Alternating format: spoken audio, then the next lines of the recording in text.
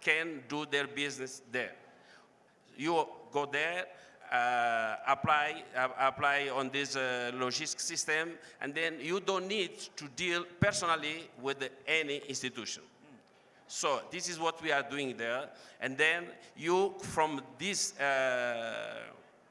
tool you can trace your cargo from A to B at any stage and at cost effective.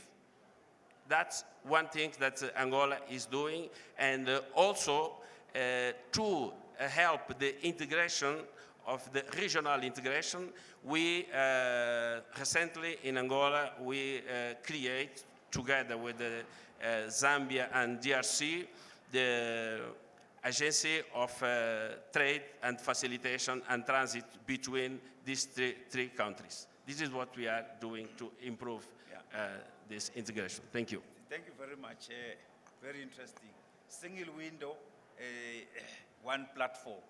You know, if we are going to serve our customers excellently, we have to do these things called pre-clearance. You know, this thing of cargo waiting to be cleared. You know, when we actually partner with our revenue authorities and all others players, then we are going to offer. Imagine a mining company. I always think of it that there's so much work underground. You bring the stone, you crush it, you whatever, purify it, whatever processes, now it's ready, sellable.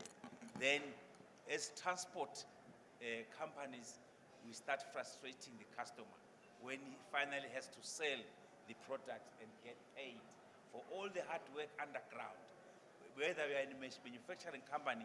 So transport should be an enabler, an efficient enabler, so that our customers are able to then get paid.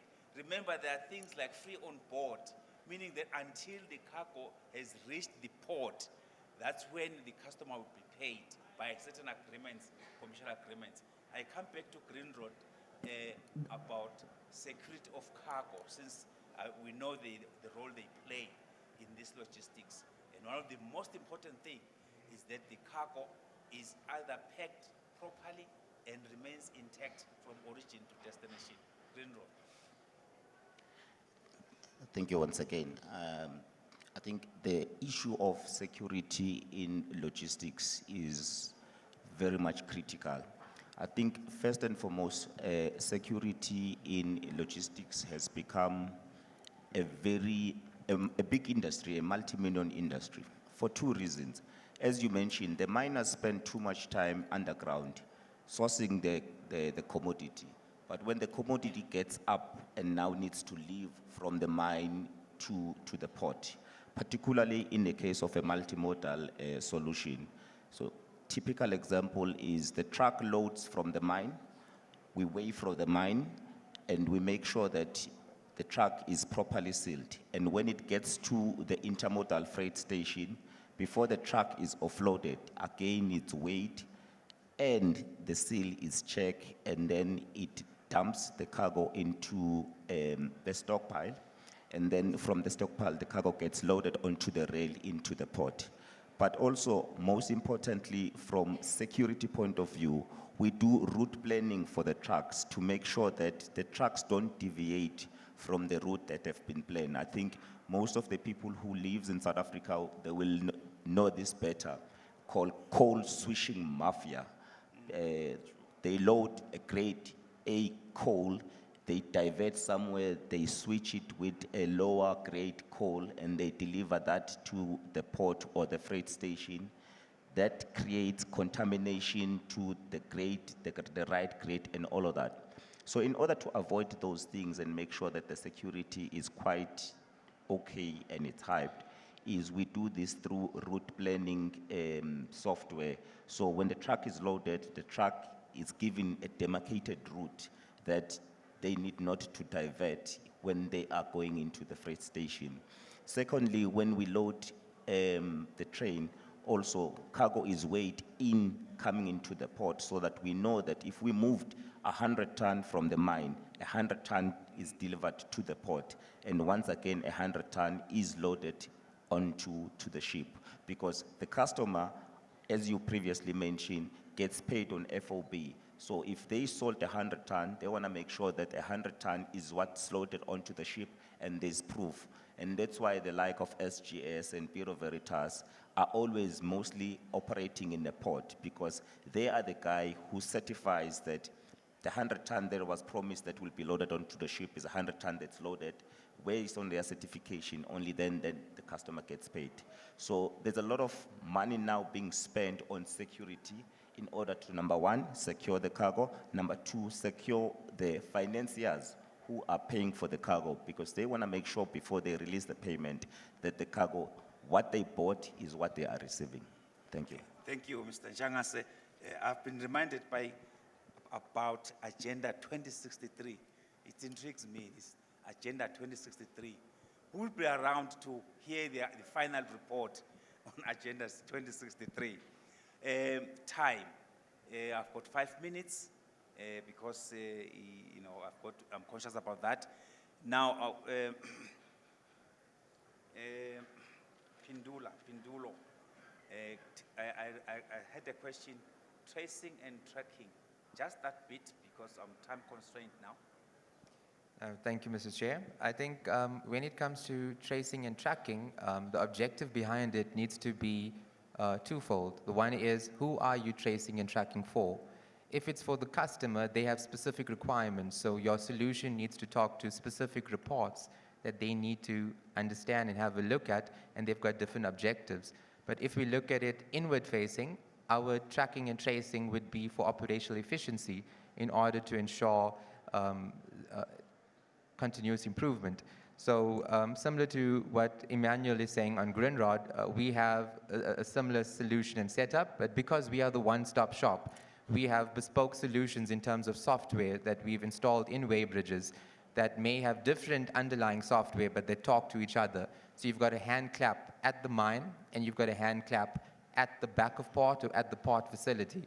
There's tracking and tracing in terms of tags that are added to the commodity, which, depending on the value, makes that increasingly important. And customs and other stakeholders would actually utilize some of your tracking information for their benefit. With regards to port warehousing, our software integrates with the weighbridge software, and then if there is any road transport, we have telematic service providers with APIs that integrate into one big system. And as I mentioned earlier, well, before I get there, from the port warehouse, we need to get the equipment into the vessel, and there's a different measurement that actually needs to happen with a weighbridge measurement again, and perhaps even a draft survey of the vessel, so that the customer understands the ton that they produced at the mine is the ton that is exported or in the hold of the vessel. So what is critical in terms of this depository or this database of information is the type of report that you then present to your external stakeholders. And I think we're very customer focused now, but if we look at it from a stakeholder perspective, the customers have a specific need, but so do our regulators, the NAMRAs, the SARS, the RSR regulators. They also require tracking and tracing reports in order to meet their objectives. And then your internal staff who would model and map it with their value streams so that they can show and demonstrate continuous improvement, to get back to my original point, which obviously talks to efficiency and cost, the reduction thereof. Okay. Thank you, Kelvin. Tracking and tracing, very important. You are on it, and it's pleasing. Nomvuyo, you are the last to speak here. Tell us, to what extent are we providing integrated transport solutions to our customers? Have we reached the passing mark? Thank you again, Chairperson. Yes, there is a lot that we are doing with our neighboring railways, being CFM, being TFR. But I must say that there is a lot that still needs to be done. You know, the more we engage with our customers, we realize that, for example, if we could standardize things like contracts, it will make life easy for all of us. We lose a lot of time trying to engage on contracts because the contracts are not standards. They are very, very, clauses that need to be reviewed. We were talking to one shipping line, and they were saying that they cannot do business with us unless and until we adhere to standards of ethics, of compliance, of personal integrity, and all that. So whilst we are working on integration, let's look at contracts. Let's look at issues of communication amongst ourselves, among the clients. Let's look at issues of systems integration. Again, those are very, very important. Tracking, you've mentioned that, and security as well. We are now engaging with railways as far as Zambia and Zimbabwe because we want to start moving cargo, but the issue is security. NRZ wants to trust us with their cargo, but they can only give us that when they are assured that there's going to be adequate security for their cargo. Again, issues of standardization, Chairperson, are equally important. We work on ISO standards, but we need to improve there. And then lastly, I think when we talk about integration, there's the element of planning as well. In Eswatini, we have customers such as one that I will mention, but they want to move iron ore to the ports. So this has been delayed for a long time. Why? Because our neighboring railways are not aware of the needs of this customer, specifically regarding port allocation and all that. So in our planning, when we talk about integrated planning, Eswatini Railway should be saying that we, in the next year, we anticipate that we are going to have these customers and they're going to be moving so much volumes. Can you assist us in terms of bringing in the necessary rolling stock, in terms of crewing requirements, in terms of bringing on board the pilots that will be moving this cargo? So the reason why sometimes we do not have we do not meet the stipulated transit times or requirements of our customers is because there's still a lot that needs to be done in terms of the integration amongst our railways so that at the end of the day, we meet the needs of the customer. So in short, Chairperson, yes, we are doing a lot, but there's still a lot of room for improvement. Okay. Thank you very much. Thank you to the panelists. Let me conclude because it's the time that we should now disengage here. I conclude by saying I appreciate the input from the key players in integrated transport we have there up here at the stage. And one-stop service is not an option. It's what we have to do. Door-to-door, it's what we have to do. And also providing total logistics, which then brings in warehousing, handling of cargo, packaging, everything in the supply chain. It's what we have to do.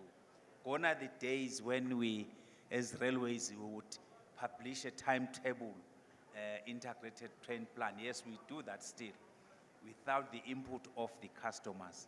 We are serving customers. We have to work with the logistics companies and sit down and then design a service that is going to meet the requirements of our customers. Varied requirements as they are, but we have to incorporate their needs, because if we don't do that, then we are not going to grow our business. So at this point, thank you very much, panelists. We appreciate your time that you spend here. Can we give them a round of applause, please?